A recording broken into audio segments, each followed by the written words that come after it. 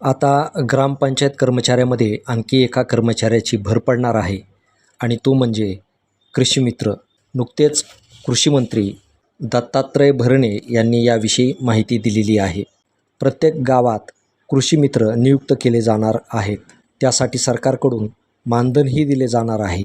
Police Patil, संगणक चालक याप्रमाणे आता कृषी मित्र या गाव कर्मचाऱ्याची मदत गावातील शेतकऱ्यांना होणार आहे.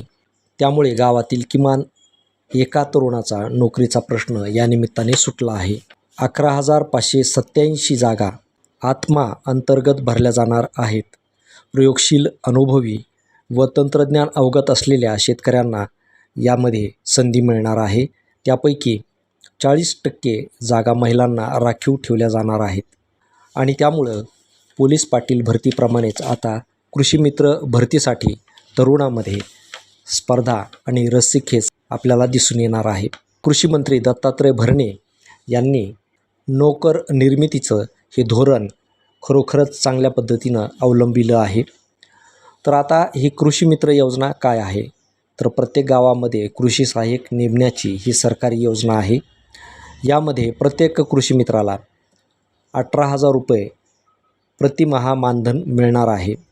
योजनेचा फायदा शेतकरी, ग्रामीण भागातील युवकांना मिळणार आहे.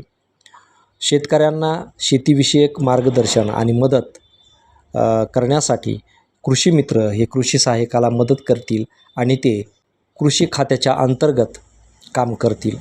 मित्रांनो, कृषी खात्याच्या या योजनेविषयी तुम्हाला काय वाटतं ते नक्की लिहा. धन्यवाद.